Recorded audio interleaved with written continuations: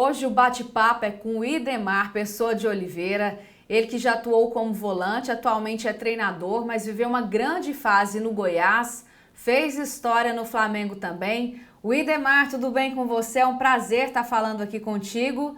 Em meio à pandemia a gente tem que se reinventar, né, através do Skype, mas eu queria saber de você em relação, né, a esses momentos marcantes da sua carreira. Eu já começo perguntando sobre a Copa do Brasil. Em 90, né, o Flamengo aí você conquistando o título e justamente para cima do Goiás, né? Um período realmente muito importante na minha vida, né? Que foi esse título, meu primeiro título brasileiro, com a camisa do Clube Regatas Flamengo, e em cima, né, do Goiás, do meu Goiás, né? Time que eu vivi praticamente a metade da minha vida dentro desse clube, e a minha vida ainda continua dentro do Goiás Esporte Clube, né? A paixão realmente é imensa por tudo que esse clube realmente me proporcionou. Então, essa conquista é uma conquista que eu havia acabado praticamente de chegar no Clube Regatas Flamengo, e nós tivemos a oportunidade de fazer a final contra o Goiás Esporte Clube em 1990. Acabamos em 2 jogos, ganhando em Juiz de Fora de 1-0, e no Serra Dourada o empate que dava realmente o título, o primeiro título da Copa do Brasil, né? Então, o início realmente da Copa do Brasil, e nós ganhamos esse campeonato na época invicto, né? O título da Copa do Brasil foi invicto, o Flamengo não perdeu para ninguém na Copa do Brasil. Então, assim, é uma lembrança muito boa, uma lembrança realmente assim muito positiva, que começou a marcar a minha a minha trajetória dentro do Flamengo, mas ao mesmo tempo, tipo assim, foi um título assim muito sentido, porque eu havia acabado de sair do Goiás Esporte Clube. Outra conquista importante também foi o Campeonato Brasileiro, né? Logo na sequência com o Flamengo, né, o Idemar? Logo na sequência, nós ganhamos o campeonato também, ganhamos o campeonato estadual, né? Ganhamos o estadual de 1991, né? Foi uma conquista de 91. Nesse mesmo ano de 1991, nós fomos campeão da Copa Marlboro, a Copa Marlboro nos Estados Unidos, né?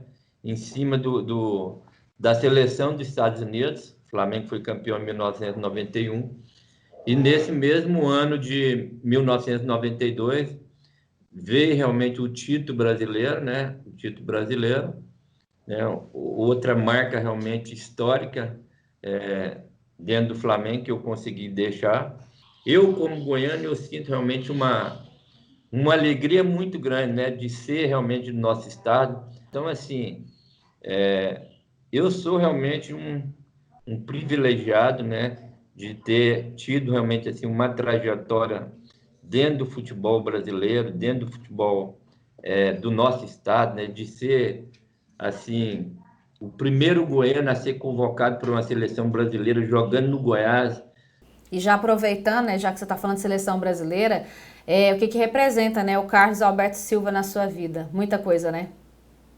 Ah, demais, Carlos Alberto Silva foi um anjo que apareceu realmente na minha vida, porque era um treinador assim muito consagrado, né, de título no Corinthians, Cruzeiro, Atlético Mineiro, o título histórico no Guarani, né, é a última grande conquista do Guarani, né, que era um grande time na época. Então, assim, por onde ele passou, ele teve o finado Carlos Alberto Silva, ele teve realmente assim uma ascensão nos clubes, tudo, no Goiás comigo na época, né? Nós tínhamos realmente um grande time. Então, assim, eu vejo que eles foi um anjo.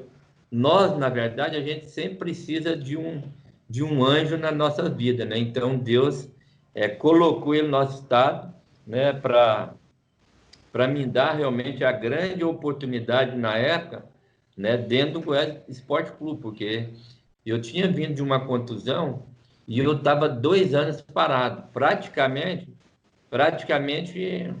a minha carreira ela tinha acabado, né? E através dele, de algumas pessoas, né, que eu sempre, a gente, tipo assim, às vezes, a maioria das vezes, você esquece de algumas pessoas, né? Porque eu sempre falo que foi com ele aconteceu tudo muito rápido, né? Na situação dele, porque praticamente eu estava parado, ele me convidou para voltar, e na quinta-feira ele mandou apresentar que ia ter um coletivo lá no Goiás. E eu participei desse coletivo no time reserva. Na época, eu me lembro que no intervalo do coletivo, era 2 minutos de 30 minutos, o time reserva estava ganhando de 2-0 do titular, né? E eu jogando muito bem. Aí ele me chamou no intervalo e falou assim para mim, uma coisa que eu nunca mais esqueço. Eu quero ver você fazer aqui no time titular o que você fez no reserva. Eu quero que você faça isso. Aí falou, tudo bem. Aí me deu a camisa do time titular no primeiro treino que eu treinei com ele. Na segunda etapa do treinamento, nós viramos o treino para 3-2 no time reserva. E eu fiz chover lá. Quando acabou o treino, ele falou uma frase assim para mim: você é tudo e muito mais do que as pessoas falaram que você é. O meu começo, depois de uma parada na minha vida durante 2 anos, de abandonar o futebol, né, praticamente eu já havia abandonado, e chegar a, a conquistar tudo que realmente eu conquistei. Então, tipo assim, Deus é maravilhoso na minha vida, nas nossas vidas, né? Por nos dar realmente essa oportunidade, porque em todas as situações da nossa vida, tudo realmente é muito difícil. Você tem que pagar um preço muito grande. E eu paguei um preço realmente muito alto, mas valeu a pena, né? Valeu a pena pela dificuldade, que às vezes eu sempre falo. Eu mudei para Goiânia, Claudiane, nós não tínhamos nenhuma cama para dormir. Nós dormíamos, a gente pagava aluguel numa dificuldade imensa, porque logo que nós mudamos para Goiânia, meu pai faleceu e minha mãe era costureira. Minha mãe saía às 6 horas da manhã, que ela costurava por uma família aqui no setor oeste, era uma família muito grande na época, e minha mãe chegava 7 horas da noite, eu ia para o ponto de ônibus com 12 anos, né, para ir lá.